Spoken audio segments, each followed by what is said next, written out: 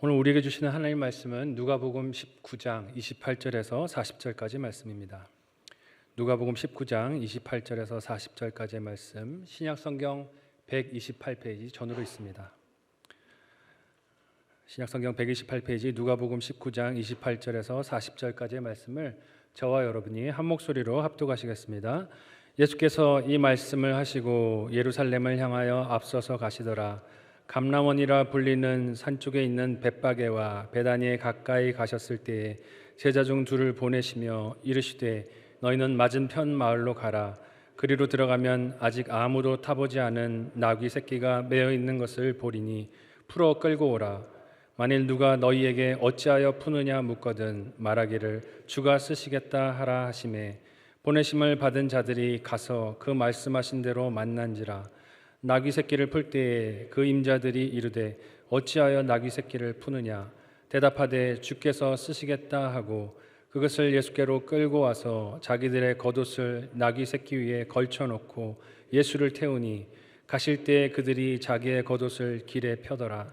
이미 감람산 내리막길에 가까이 오심에 제자의 온 무리가 자기들이 본 바 모든 능한 일로 인하여 기뻐하며 큰 소리로 하나님을 찬양하여 이르되 찬송하리로다. 주의 이름으로 오시는 왕이여 하늘에는 평화여 가장 높은 곳에는 영광이로다 하니 무리 중 어떤 바리새인들이 말하되 선생이여 당신의 제자들을 책망하소서 하거늘 대답하여 이르시되 내가 너희에게 말하노니 만일 이 사람들이 침묵하면 돌들이 소리 지르리라 하시니라.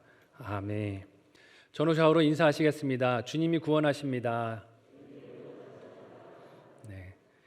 함께 읽은 본문의 말씀을 가지고 나귀를 타신 왕이라는 제목으로 말씀 나누도록 하겠습니다. 지난주 우리 원로 목사님 설교를 통해서 생명의 떡으로 오신 예수님 말씀을 들었습니다. 말씀을 들으면서 듣기만 하고 보기만 하는 것이 아니라 먹어야 한다라고 말씀을 들었는데 우리 옆 사람에게 이렇게 한번 물어봅시다. 식사 잘 하셨습니까? 예. 영원한 양식이신 예수님 식사를 잘 하시는 한 주 한 주가 되시기를 바랍니다. 말씀을 듣기만 하지 말고 보기만 하지 말고 들은 말씀을 소화해서 살아내는 우리의 인생 여정이 되었으면 좋겠습니다. 오늘 4월 10일 종료주일입니다. 고난주간이 시작되는 날이기도 하고 또 무슨 날일까요? 오늘이 4월 10일. 혹시 생일인 분 있으세요? 생일인 분이 있으실 수도 있고 한국 상황에서는 이제 20대 대통령 취임식이 한 달 남았더라고요. 5월 10일이 취임식 날인데 4월 10일이니까 딱 한 달이 남은 시점이기도 합니다. 사실 이 선거 기간 동안에 말도 많고 탈도 많았고 네거티브 논쟁이 치열해서 고민도 많이 했지만 어쨌든 다음 차기 정권이 결정이 났고 이제 권력의 변화를 눈앞에 한 달 앞두고 있는 시점에 있습니다. 여러분 취임식이 어떤 모습이 될 것 같으십니까? 우리가 늘 알던 그런 모습이 아닐까 하는 생각이 듭니다. 여러 그 귀빈들이 와서 앉아 있을 것이고 취임식장에 화려한 장식들이 되어 있을 것이고 아마 취임하는 20대 대통령은 여러 경호인들의 행렬을 경호원들의 행렬을 따라서 그렇게 입장하게 될 것입니다. 무슨 차를 탈까요? 대통령이 검은색 큰 세단 아니겠습니까? 그리고 방탄 처리가 되어 있는 큰 차를 타고 입장을 하게 될 것입니다. 근데 한번 상상을 이렇게 해보시죠. 그렇게 차를 타고 들어올 것으로 예상되는 대통령이 1톤 봉고 화물차를 타고 들어오면 어떨 것 같으세요? 저게 무슨 상황이지? 하고 쳐다보지 않으시겠습니까? 혹은 큰 차가 아니고 경차를 타고 들어오면 어떨 것 같습니까?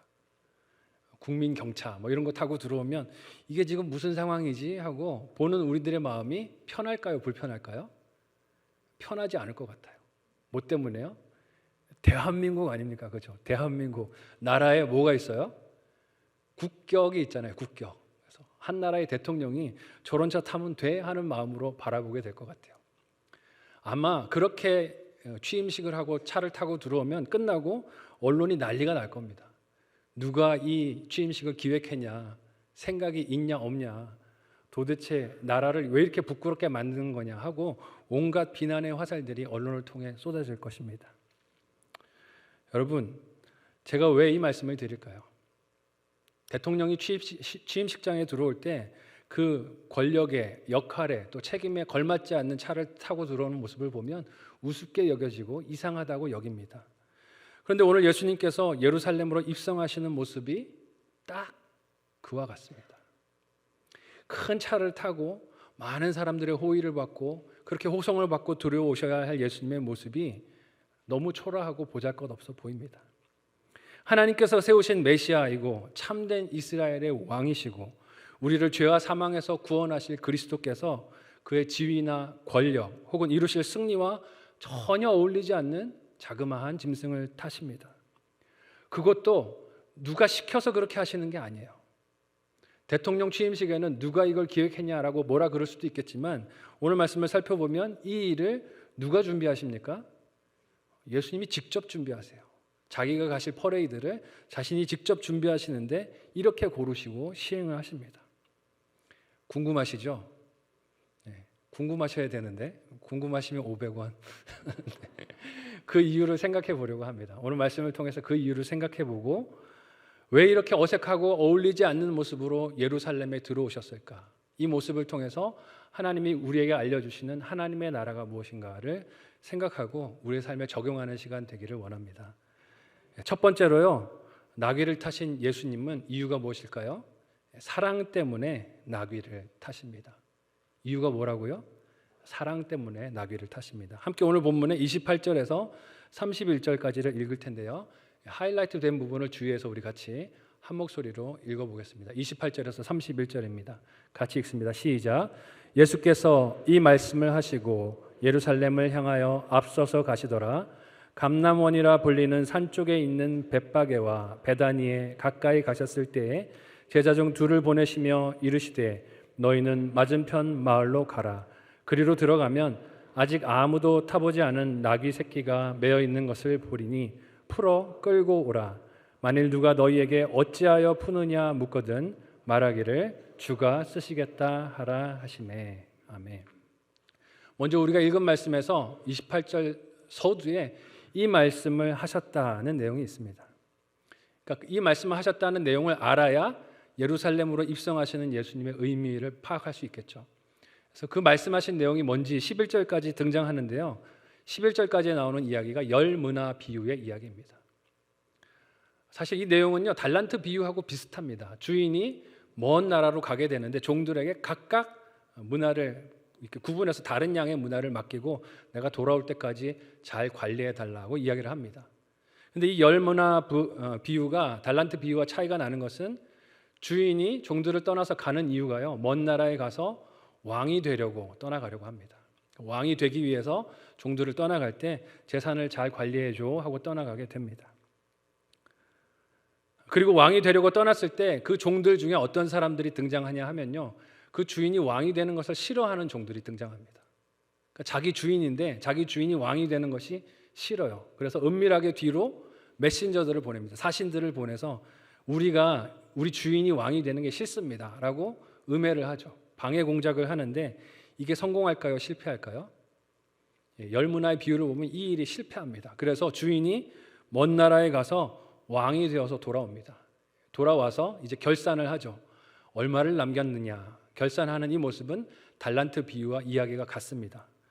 그래서 많이 맡은 자가 많이 남겨서 칭찬을 받고 한 문화 받은 종은 주인이 엄하고 두려운 사람이라서 내가 이거를 그냥 잘 감춰뒀다가 손해보지 않고 그대로 드립니다 라고 이야기를 합니다. 주인이 분노하죠. 네 말이 틀렸다. 네가 나를 오해했는데 네 말대로 나를 생각했었더라면 그 한 문화도 남한테 맡겨서 이자라도 받아서 내가 이자라도 취할 수 있게 했어야 할 텐데 너는 그러지도 않았다. 그러니까 주인을 오해했기 때문에 너는 슬피 울 것이다. 그리고 가진 것은 오히려 가진 자에게 빼앗기게 될 것이다 말씀을 하십니다. 이 이야기를 한 이후에 이 주인이 이 비유 속에서 어떤 일을 하냐 하면 주인이 왕이 되는 것을 싫어해서 사신을 보냈던 종들을 심판합니다. 그래서 그 종들이 죽임을 당하는, 주인 앞에서 죽임을 당하는 이야기가 비유에 등장합니다. 이 비유를 말씀하신 다음에 예수님이 어디로 가시는 거예요? 예루살렘으로 나귀를 타고 올라가시고 계십니다. 제자들이 어떤 기대를 했을까요? 이 말씀을 하신 다음에 방향을 잡으신 곳이 예루살렘이고 그리로 올라가십니다. 아, 비유에 나온 주인이 누구겠구나? 예수님이겠구나. 지금 예루살렘에 왕이 되러 가시는 길이구나 하는 것을 깨달았을 것입니다. 얼마나 마음에 기대가 가득했을까요? 와, 드디어 우리 예수님이 정권을 이양받으러 가신다. 대통령 취임식을 하러 가고 계신다. 취임식 퍼레이드가 시작되려고 한다. 기대하는 마음으로 예수님의 행적을 바라봅니다. 그렇게 기대가 무르익어 있는 예수님의 제자들이 이렇게 있는데 예수님이 둘을 맞은편 마을로 보내시면서 뭘 가지고 오라 그러세요? 나귀 새끼를 만나게 될 것인데 한 번도 짐을 져보지 않은 그 나귀 새끼를 가지고 오라 말씀을 하십니다. 그것이 예수님의 탈 것이 될 것이라고 하십니다. 여러분, 어울립니까? 제가 오늘 설교 제목도 나귀를 타신 왕이라고 했는데 이 말이 어울리지 않습니다. 왕은 나귀를 탑니까? 안 탑니까? 타지 않아요. 어울리지 않습니다. 왕이라면 뭘 타야 합니까? 의젓하고 당당한 준마나 아니면 병거를 타야 할 것 같습니다. 그런데 어린 나귀를 타시겠다니 너무 당황스럽습니다. 예수님이 제자들을 보내면서 뭐라고 말씀하세요? 이 사람들이 이걸 안 주려고 할 텐데, 물을 텐데 주께서 쓰시겠다 하면 줄 것이라고 말씀하십니다. 그러면 기왕 쓸 것이면 좀 좋은 거 타는 게 좋잖아요. 아니세요? 저는 그렇던데 큰 게 좋고 멋져 보이는 게 좋고 남들 보기에 화려해 보이는 게 좋은데 예수님이 그렇게 타시겠다고 쓰시겠다고 하는 게 무엇입니까? 작은 나귀 새끼입니다. 온 천지의 주인 되신 예수님께서 택하신 것이 나귀입니다. 오늘날로 치면 특수 방탄 처리가 되고 값비싸고 큰 차를 타셔야 하는데 지금 화물차를 타시겠다고 하시는 것입니다. 왜 이렇게 어울리지도 않고 약하고 초라해 보이는 짐승을 택하셨을까? 같은 이야기를 다루고 있는 마태복음 말씀은 그 이유를 이렇게 증언하고 있습니다. 마태복음 21장 4절에서 5절까지 말씀인데요. 우리 같이 한번 한 목소리로 읽어보겠습니다. 시작. 이는 선지자를 통하여 하신 말씀을 이루려 하심이라. 시온에 따르게 이르기를 내 왕이 내게 임하나니 그는 겸손하여 나귀 곧 멍에 매는 짐승의 새끼를 탔도다 하라 하였느니라. 아멘. 여기서 마태가 언급하고 있는 인용하고 있는 선지자가 선지자 스가랴입니다. 스가랴 9장 9절의 말씀을 인용해서 마태가 이렇게 이야기하는 것인데요. 그 내용 본 구절이 무엇인지도 우리 같이 한번 읽어보겠습니다. 스가랴 9장 9절 말씀 같이 한 목소리로 읽습니다. 시작. 시온에 따라 크게 기뻐할지어다. 예루살렘에 따라 즐거이 부를지어다. 보라, 내 왕이 내게 임하시나니 그는 공의로우시며 구원을 베푸시며 겸손하여서 나귀를 타시나니 나귀의 작은 것 곧 나귀 새끼니라. 아멘. 즉 우리가 읽은 말씀을 생각하고 묵상해 보면 나귀를 타고 누군가 메시아가 들어올 때 이스라엘이 예루살렘이 어떻게 해야 돼요? 그분을 알아봐야 하는 것입니다. 아, 약속대로 오시는 메시아구나 하는 것을 알아봐야 하는 것입니다. 예수님이 알아보게 하시려고 지금 뭘 타시는 거예요? 나귀 새끼를 타고 계신 것입니다. 그런데 예수님이 나귀를 타시는 왕이 되시는 것은 세상이 볼 때는 어떨까요? 너무 볼품이 없죠. 너무 우스꽝스럽습니다.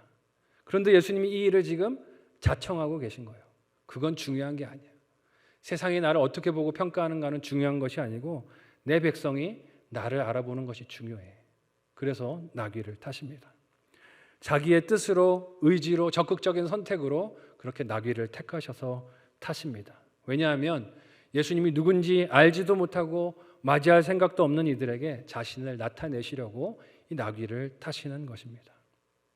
또 예수님이 이 나귀 새끼를 타시는 이유가 무엇일까요? 예수님과 함께 지금 오고 있는 이 하나님의 나라가 세상 나라와는 다르다 하는 것을 보여주시려고 나귀를 타신 것입니다. 여러분, 당시의 강대국인 로마는 다른 나라를 굴복시키고 그 나라의 개선 장군으로 행진해서 들어갈 때 어떤 방식으로 들어갔을 것 같으세요? 세상이 볼 때 큰 말, 화려한 말, 또 화려한 휘장 이런 것을 두르면서 그렇게 한껏 자신의 권세를 뽐내면서 들어갔을 것입니다. 너희를 통치하려는 나라가 이렇게 힘이 세고 이렇게 부강하고 이렇게 강한 무력을 가지고 있다는 것을 자랑하려고 그렇게 퍼레이드에 온갖 정성을 들여서 자신을 치장했을 것입니다. 그런 세상 강대국들의 공통점이 무엇일까요? 입으로는 평화를 말하는데 실제로 그 평화는 무엇으로 이루어지는 거예요? 무력으로, 힘으로, 억압으로 이루어지는 것들이라는 점입니다. 그 평화는 연약한 자들을 짓밟고 힘없는 자들을 점령하고 착취하여 이루고 지키는 평화입니다. 그러니까 사실은 진정한 평화입니까? 아닙니까? 아니라는 거죠. 자기들 입장에서, 기득권을 가진 사람들 입장에선 평화이겠지만 빼앗기는 입장에서는 평화일 수가 없고 눈물이고 괴로움입니다. 그런데 오늘 본문에서 진정한 평화의 왕이신 예수님은 무엇을 타십니까? 군마가 아니고 어린 나귀 새끼를 타세요. 뭘 보여주십니까? 하나님의 나라가 세상 나라와 다르다 하는 것을 보여주는 것입니다. 힘으로 무력으로 정복시키고 굴복시키는 나라가 아니라 사랑으로 돌보시고 위로하시고 생명을 살리시는 나라라는 것을 보여주시는 것입니다. 그러기 위해서 예수님이 뭘 택하셨어요? 나귀 새끼를 택하셨다는 것입니다. 겸손하게 자신을 낮추시고 원래 그런 것을 타는 모습이 어울리지 않는 예수님께서 겸손하게 그렇게 부끄러운 모습을 감당하고 계신 것입니다. 그런데 여러분, 이 예수님을 따라가고 있다고 믿고 있는, 또 말하고 있는 교회의 모습은 어떻습니까? 예수님의 이런 겸손과 낮아지심을 우리가 담고 있습니까?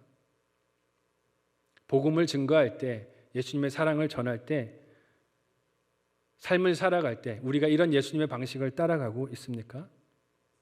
입으로는 하나님 나라를 말하고 복음을 말하고 전도를 외치지만 삶의 방식도, 전도하는 방식도 힘으로, 돈으로, 권세로 세상 나라가 그 나라를 확장하듯이 그런 방법으로 그렇게 살아가고 또 그렇게 생각하고 그렇게 복음을 전하려 하는 것은 아닙니까? 우리가 선교해야 합니다라고 이야기를 할 때 제일 먼저 뭘 떠올리십니까? 가진 돈이 없는데 이거 걱정하시는 거 아닙니까? 그러면 그 나라는 하나님이 확장하는 나라입니까? 아니면 돈이 이루는 나라입니까? 우리가 고민해 봐야 한다는 것입니다. 오늘 말씀에서 예수님은 복음이 온전하게 드러나게 하시려고 사람들 보기에 볼품없고 하찮게 여겨지는 길을 마다하지 않고 택하시고 걸어오셨습니다. 저와 여러분도 그 길을 택하여 걸어갈 수 있는 참된 주님의 제자들이 되시기를 예수님의 이름으로 축원합니다. 첫 번째 적용 질문 드리겠습니다. 한번 생각해 보시고 묵상하고 적용해 보시기를 바랍니다. 첫 번째는요, 나는 예수님을 어떻게 믿게 되었습니까? 나는 예수님을 어떻게 믿게 되었습니까? 나를 섬겨준 사람이 누구였습니까? 내가 예수님을 믿도록 나귀 타고 오신 예수님처럼 나를 섬겨주고 나에게 겸손하게 다가오고 사랑해 주었던 사람이 누군지 생각해 보시기를 바라요. 이걸 왜 생각해 봐야 할까요? 나도 누군가에게 그런 사람이 되어야 하니까요. 사순절기가 우리가 전도하려고 하는데 그런 우리가 될 수 있었으면 좋겠습니다. 두 번째 적용 질문은 이것인데요. 힘이나 돈, 권세로 전도하려고 하지 않습니까? 힘이나 돈, 권세로 전도하려고 하지 않습니까? 그 방법이 어떤 문제를 만들까요? 우리가 세상의 방법으로 힘으로 돈으로 권세로 내가 우위에 있으니까 내 힘으로 찍어 눌러서 전도를 한다라고 말하면 그게 왜 문제가 되고 그것이 왜 좋지 못한 열매를 맺을 것인가 하는 것을 생각해 보시기를 바랍니다. 마지막 두 번째로요. 나귀를 타신 왕은 왜 그러셨을까? 신실하시기 때문에 그렇습니다. 함께 오늘 본문의 37절에서 40절까지의 말씀을 읽어보겠습니다. 내용을 생각하면서 우리 같이 한 목소리로 크게 읽습니다. 시작. 이미 감람산 내리막길에 가까이 오심에 제자의 온 무리가 자기들의 본바 모든 능한 일로 인하여 기뻐하며 큰 소리로 하나님을 찬양하여 이르되 찬송하리로다. 주의 이름으로 오시는 왕이여 하늘에는 평화요 가장 높은 곳에는 영광이로다 하니 무리 중 어떤 바리새인들이 말하되 선생이여 당신의 제자들을 책망하소서 하거늘 대답하여 이르시되 내가 너희에게 말하노니 만일 이 사람들이 침묵하면 돌들이 소리 지르리라 하시니라. 아멘. 예수님은 약속대로 오시는 것을 깨닫게 하시려고 나귀 새끼를 타셨습니다. 사랑 때문에 그걸 타셨어요. 이런 예수님께 사람들이 여러 반응을 오늘 말씀에서 보입니다. 먼저 예수님이 행하셨던 능하신 일들을 봤던 제자들은 어떻게 합니까? 그 능하신 일들 때문에 예수님이 예루살렘 입성하시는 것을 보고 큰 소리로 찬양합니다. 그 찬양은 시편 118편 26절 말씀을 인용한 것인데 그 속에서 예수님을 향한 사람들의 생각과 기대를 볼 수 있습니다. 찬양한 이유가 능한 일 때문이라고 하니까 그 능한 일을 왕이 되셔서도 우리를 위해 해주실 걸 기대하면서 찬양하는 것입니다. 잘 생각해 보면요, 예수님 자체보다 무엇 때문에 찬양하는 것입니까? 기적 때문에 찬양하는 거예요. 자신들이 경험했던 놀라운 일들 때문에 찬양하는 것입니다. 예수님이 제자들 눈앞에서 행하셨던 놀라운 일들이 무엇입니까? 보리떡 5개와 물고기 2마리로 수천 명을 먹이셨던 일. 경제 대통령 아닙니까? 효율이 좋잖아요. 음식 조금만 가지고 수많은 사람을 먹일 수 있으니까 이런 분이 왕이 되면 먹고 사는데 지장 없겠구나 환호하는 것입니다. 질병을 고치신 예수님, 모든 질병과 연약함을 고치셨던 예수님을 기억합니다. 앞을 못 보는 자를 보게 하셨고 듣지 못하는 자들을 듣게 하셨습니다. 죽은 자를 일으키셨고 귀신 들린 자를 쫓으셔서 온전케 하셨습니다. 이런 일들을 왕이 되셔서 하시면 너무 좋은 나라가 될 것 같은 거예요. 그러니까 어떻게 합니까? 찬양합니다. 기뻐합니다. 우리를 가난에서 질병에서 구원해 주십시오라고 외칩니다. 근데 결국은 그 찬양이 원하는 바가 무엇입니까? 예수님이 아니에요. 예수님이 하신 일입니다. 그래서 나를 좀 가난에서 건져주고 아프지 않게 해주고 즐겁게 살 수 있도록 도와달라는 것입니다. 그 찬양은 예수님이 오신 목적대로 제대로 알고 고백되어지는 것이 아니었습니다. 그들의 찬양은 온갖 옳은 말들이 그렇게 외쳐지고 있고 들려지고 있지만 사실은 그 옳은 말들이 예수님을 온전히 담고 있지 못했습니다. 지난주 우리 원로 목사님 설교를 통해서도 들었지만 예수님이 사람들을 먹이신 것은 육신의 배만을 불리려고 먹이신 게 아니었어요. 예수님이 참된 양식이 되신다는 것을 알리시려고 먹이셨습니다. 알아듣지를 못하는 거예요. 병 고치신 이유도 마찬가지입니다. 알지 못하면서 예수님을 주의 이름으로 오시는 왕이여 하고 불렀습니다. 왕이라고 부르고 있는데 예수님이 지금 뭘 타셨어요? 나귀 새끼를 타고 들어오고 계신데 사실 사람들이 보고 있는 예수님은 뭘 타고 있는 분 같은 거예요? 나귀가 아니고 말을 타신 분이신 거예요. 예수님은 알아들으라고 알아보라고 나귀를 타셨지만 사람들은 그 예수님을 보는 게 아니라 군말을 타고 있는 왕을 보고 있습니다. 알아보는 겁니까? 못 알아보는 겁니까? 못 알아보는 겁니다. 정치적인 왕을 바라보고 호산나를 외치고 있습니다. 평화의 왕이라고 불렀지만 사람들이 원하는 평화가 뭐예요? 우리를 괴롭히고 있는 로마를 힘으로 쫓아내고 그 위에 더 큰 힘으로 세우는 평화, 그러니까 세상 나라의 평화를 원하면서 평화의 왕이라고 부르짖습니다. 그런 평화를 가지고 오실 예수님을 기대하면서 구해달라고 외치는 것입니다.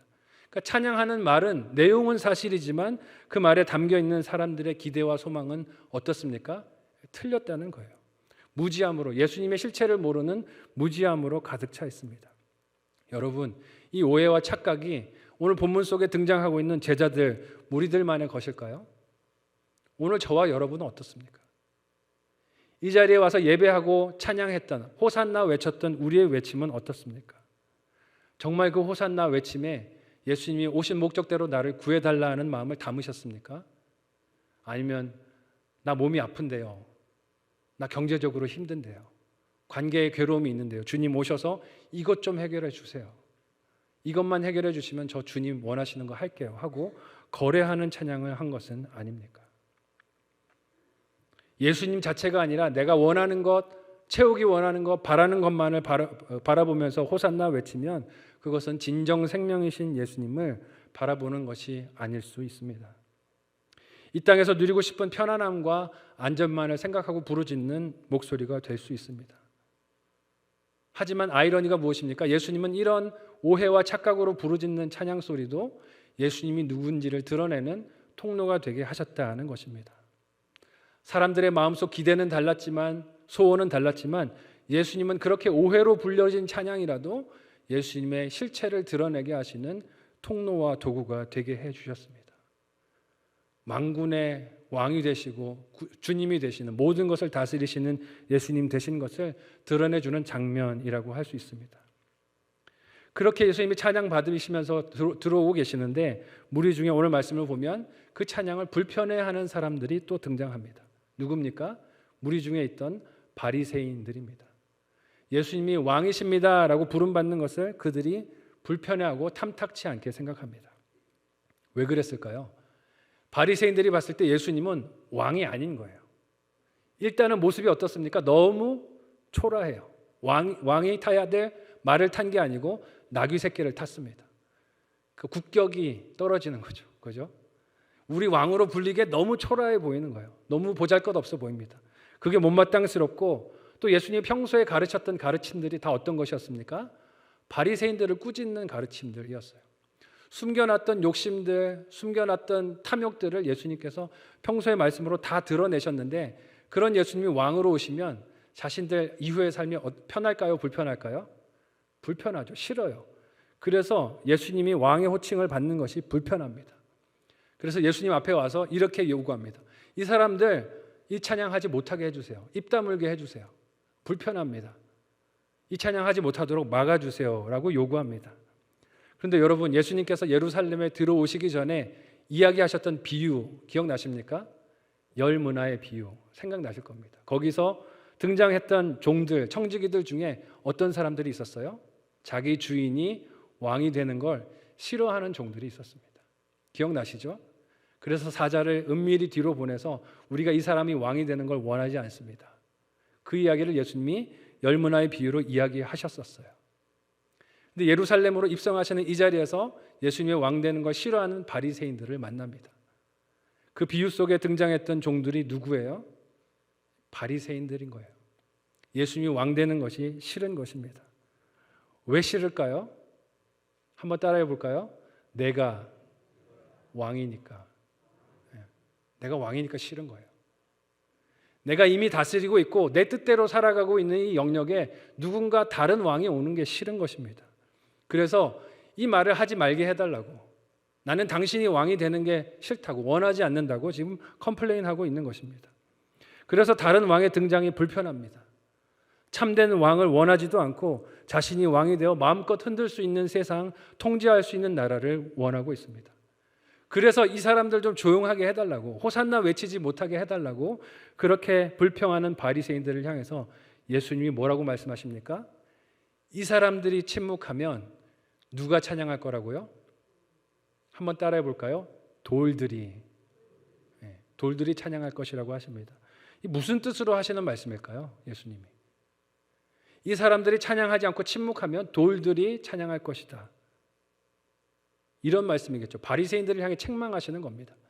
생명이 없는 피조물들도 지금 참된 왕을 알아보고 찬양하고 있다. 생명이 없는 피조물들도 참된 왕이 누구신지를 알아보고 있는데 성경을 가르치는 자들이, 교회의 리더라는 자들이, 목자라는 사람들이, 목사라는 사람들이, 전도사라는 사람들이, 직분자라는 사람들이 왜 참된 왕을 알아보지 못하느냐라고 주님께서 책망하시는 것입니다. 성경을 가르치고 율법에 능통해서 누구보다 참된 왕을 먼저 알아봐야 하는 자들의 반응이 너무나 비극적입니다. 그런데 이 모습이 누구 모습이 될 수도 있어요? 한번 따라해 볼까요? 내 모습. 내 모습이 될 수 있다는 것입니다. 언제 그렇습니까? 왕 대신 예수님이 싫을 때, 거부될 때, 내가 너의 왕으로 네 마음 안에 들어가기를 원해 라고 주님이 말씀하실 때 그건 싫고요, 그냥 제가 원하는 것만 해주세요. 왕 대신 주님은 부담스럽습니다. 그냥 병이나 낫게 해주시고 돈이나 많이 벌게 해주시고 우리 자녀들 좋은 직장이나 가게 해주시고 대학이나 잘 보내주시면 제가 해야 되는 종교적인 의무는 할 테니까 왕으로는 오지 마시고 제가 원하는 것만 해주세요. 그 마음이 딱 어떤 마음입니까? 바리새인의 마음이 되는 것입니다. 여러분, 나도 참된 왕을 거부하는 바리새인이 될 수 있습니다. 아니, 이미 그런지도 모릅니다. 근데 여러분, 안타까운 것은 예수님이 그들을 향해서 책망하는 것으로 이 이야기가 끝나지 않습니다. 오늘 말씀 이후에 41절 이하를 보면 예수님이 예루살렘을 향해 나귀를 타고 올라가시거든요. 가시다가 가까워지는 예루살렘을 보면서 어떻게 하십니까? 우세요. 예루살렘을 바라보시면서 우십니다. 왜 우실까요? 참된 왕을 알아보지 못하고 있으니까요. 지금 그들에게 평화를 주려고 다가오고 계시는 예수님을 알아보지 못하고 거절하고 배척하고 있는 그 성을 보시면서 안타까워서 우십니다. 왜요? 책망으로 끝나는 것이 아니라 그 거절 때문에, 그 반역 때문에 그 성이 이제 심판을 받고 멸망당할 것이기 때문에 그렇습니다. 참된 평화를 알지 못하고 예수님을 영접하지 않는 예루살렘은 원수들의 공격과 침공 앞에서 무너져 모든 것을 잃게 될 것입니다. 예수님이 뭐라고 말씀하세요? 성전을 바라보시면서 제자들이 이렇게 화려한 건물을 보십니까? 이 큰 돌들을 보십니까? 했을 때 예수님이 이렇게 말씀하셨어요. 돌 위에 돌 하나도 남지 않고 다 무너질 것이다. 왜요? 참된 성전이 아니기 때문에 그렇습니다. 그 모습을 바라보시면서 예수님이 너무 사랑하셔서 우시는 장면이 오늘 본문 뒤쪽에 41절 이하에 등장하게 됩니다. 오늘 말씀에서 만나는 예수님은 어떤 모습입니까? 사람들이 오해로 찬양을 잘못 불러도 때로는 그 찬양을 싫어하면서 패역하고 반역하는 종교 지도자들이 그렇게 앞에서 막아서도 그 예루살렘을 사랑하셔서 가시는 발걸음을 포기하지 않는 신실하신 왕, 사랑의 주 되심을 보여주십니다. 그 예수님이 저와 여러분에게도 다가오신 줄로 믿습니다. 그 예수님을 마음문을 열고 영접하는 오늘 예배가 되기를 바랍니다. 오늘 종료주일에 만나는 나귀를 타신 예수님을 나는 오늘 말씀 속 어떤 사람의 모습으로 맞이하고 있는지 생각해 볼 수 있었으면 좋겠습니다. 이 자리에 와서 함께 예배드리고 말씀을 듣고 찬양을 하고 기도는 하지만 온통 내 욕심과 내 소원, 내 욕망만을 그렇게 원하는 예수님을 도구 삼는 그런 예배를 드리고 있는 것은 아닙니까? 내가 삶의 주인이 되어서 통제권을 가지고 왕이 되시려는 예수님이 부담스러우니 너무 깊이 들어오지 마시라고. 왕은 싫다고. 그냥 내가 원하는 것만 해주시면 적절한 선에서 나도 내 할도리 하고 살겠다라고 선을 치는 그런 모습은 아닙니까? 여러분, 내가 어떤 입장에 있건 간에 예수님은 오직 사랑 때문에 나귀를 타신 우스꽝스러운 모습으로, 낮고 천한 모습으로 우리를 향해서 다가오고 계십니다. 부끄러움을 마다하지 않으시고 나를 향해서 성큼성큼 그 발걸음을 내디뎌 오십니다. 오늘 우리가 이 예배를 통해서 그 사랑을 깨닫는 시간이 되기를 소망합니다. 예수님을 닮아서 겸손으로 남을 섬기는 모습으로 복음을 전하는 우리가 될 수 있기를 바랍니다. 사순절 기간 한 영혼을 부르짖고 전도하자고 하고 있는데 우리가 그 영혼에게 다가서는 발걸음이 그런 겸손함이, 섬김이, 인내가, 사랑이 있었으면 좋겠습니다. 거절당할 수도 있어요. 바리새인들처럼 싫어요 라고 할 수도 있습니다. 오늘 예배 마치고 나가셔서 당장 그 일을 겪으실 수도 있습니다. 인상 쓰지 마시기를 바라요. 그래도 사랑으로 다가설 수 있는 우리가 되었으면 좋겠습니다. 마지막 묵상 적용 질문 드립니다. 한번 생각하고 적용해 보시기를 바랍니다. 내가 찬양하는 이유는 무엇입니까? 내가 찬양하는 이유는 무엇입니까? 예수님께 무엇을 기대하고 무엇을 원하십니까? 예수님께 무엇을 기대하고 무엇을 원하십니까? 두 번째 적용 질문은요. 나의 삶의 주도권은 누구에게 있습니까? 내 삶의 주도권은 누구에게 있습니까? 예수님입니까? 아니면 나 자신입니까? 예수님입니까? 아니면 나 자신입니까? 말씀을 정리하겠습니다. 오늘 말씀 속에서 예수님은 나귀를 타신 왕의 모습으로 우리에게 오셨습니다. 대통령 취임식 잘 생각해 보세요. 너무 어울리지 않는 부끄러운 모습으로 그렇게 오셨습니다. 왜요? 예수님을 누군지 정확하게 알아보고 따라오라고 알려주시기 위해서 사랑 때문에 그렇게 하셨습니다. 그래서 세상에 볼 때는 비천해 보이는 그 모습도, 우스꽝스러운 모습도 마다하지 않고 거절하지 않고 나귀를 타고 오셨습니다.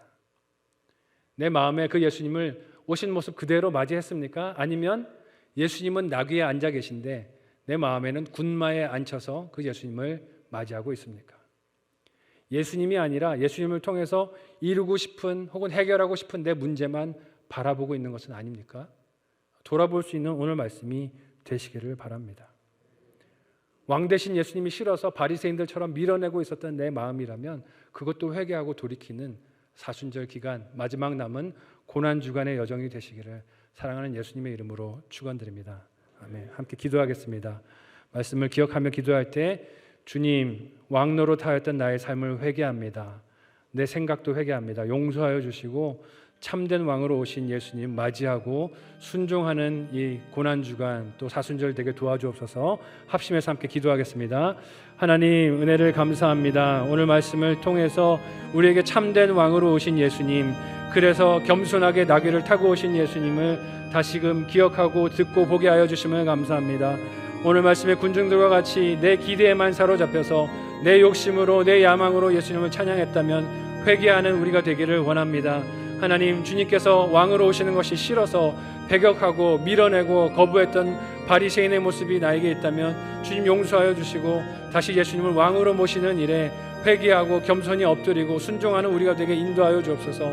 그 복음을 오늘 나가서 증거할 때 하나님 함께하여 주시고 그 참된 복음이 온전히 증거될 수 있도록 사랑하는 성도들의 발걸음을 지키시고 인도하여 주옵소서. 감사하며 예수님의 이름으로 기도하옵나이다. 아멘. 은혜를 감사합니다.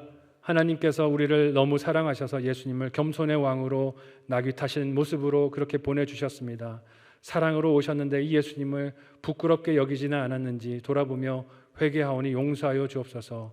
왕이신 예수님을 왕으로 마음에 모셔야 하지만 내가 왕이 되어서 그 예수님을 배격하고 밀쳐냈다면 주님 용서하여 주시고 회개하여 다시 예수님을 왕으로 모시는 우리의 예배가 또 우리의 참된 전도가 되도록 은혜 베풀어 주옵소서.